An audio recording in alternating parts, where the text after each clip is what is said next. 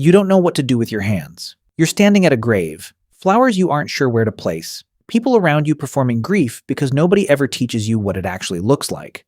And somewhere in your chest, a feeling with no name. The weight of a person-shaped gap in the world.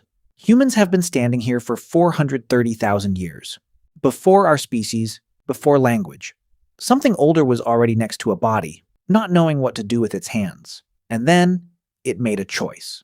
Not to walk away, not to leave the dead where they fell. One small act that said, this person mattered. The first thing it reached for was exactly what you are holding right now. Imagine it is 70,000 years ago. Your group is 20 to 30 people. Your whole world, every person you have ever known. One of them dies. Maybe a hunting injury, maybe a fever. And now you have an immediate practical problem. The body does not wait. In the African heat, it begins to change within hours. That smell draws predators, hyenas, leopards, things that have a professional interest in where you are standing right now. You need to act fast. The average life expectancy at this point is around 35. So if you are still breathing, you are probably the group's elder and everyone is staring at you. No pressure. But there is the other problem. The one that has nothing to do with predators.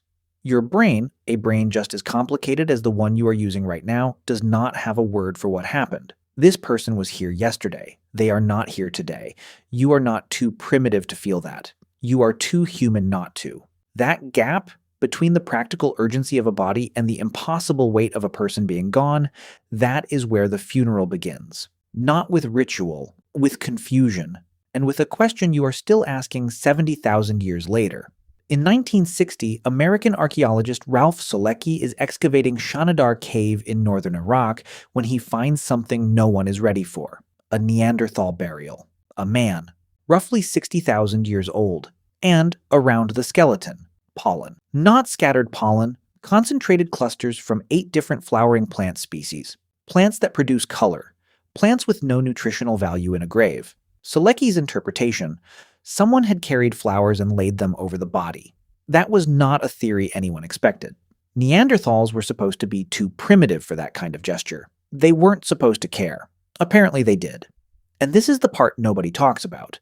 Solecki finds 9 Neanderthal individuals in that cave. At least 4 of them show signs of deliberate burial. Bodies placed on their sides, knees drawn up toward the chest. Like they were sleeping. Like whoever arranged them couldn't stand the thought of leaving them crumpled on the ground. The posture of the dead matters. They are arranged for rest, for an audience who knows perfectly well they will never wake up. Now here is what nobody expected. Neanderthals are not our direct ancestors. They are a cousin species, a separate branch, which means that impulse to do something intentional with a body did not begin with Homo sapiens. It was already there. Something was already happening around the dead, in the dark and the cold, long before our species existed. And it turns out that was just the beginning. Jump to Russia. 1955. Near the city of Vladimir, excavators uncover a burial site called Sungir. Inside, 2 children, buried head-to-head in a long, narrow grave. And surrounding them, 10,000 beads made from mammoth ivory. 10,000. Archaeologist Randall White at New York University calculated that producing those beads would have required roughly 10,000 hours of skilled labor. That is a full year of daylight working hours, spent on beads, for children who were already dead. There were also carved fox teeth, ivory spears, a small ivory mammoth figurine, and a disc made from human bone. This burial is 34,000 years old. Think about what that means. These people had no metal, no writing. They were surviving an ice age, where every calorie counted and every hour of warmth was earned. And they spent a year's worth of labor making objects for the dead. That is not a survival decision. That is belief. A belief that wherever this person was going, they needed to arrive prepared. But here's where it gets interesting. Randall White noted that the Sungir grave goods were not everyday objects. They were made specifically for death, never used while the children were alive. This was not cleaning out a storage room. It was equipping someone for a journey, which is basically what families still do today when they spend 3 hours arguing about what to put in the coffin, except these people didn't have a funeral home, just frozen ground and a year's worth of grief turned into beads. Here is the part that changes things. In northern Spain, inside a cave system called Atapuerca, researchers find a vertical shaft 13 meters deep. They name it the Cima de los Huesos, the pit of bones. At the bottom, the skeletal remains of 28 individuals, all placed there deliberately, dated to 430,000 years ago. These were not Homo sapiens, not Neanderthals. They were Homo heidelbergensis, an earlier ancestor several 100,000 years removed from your life on a couch.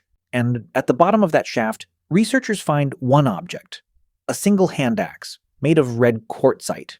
It could not have fallen in. The shaft is 13 meters deep. Paleoanthropologist Juan Luis Arzuaga, who led the excavation in the 1990s, argued it was placed there deliberately, a symbolic offering, the oldest known grave good in human history. Read that again, because it matters. 430,000 years ago, a species that preceded us by hundreds of thousands of years was already placing something meaningful with the dead. Not just disposing of bodies, doing something that meant something. The funeral did not begin with Homo sapiens. It did not begin with Neanderthals. It began in a place we cannot fully see, passed forward through a chain of hands and grief and ceremony that runs all the way to you.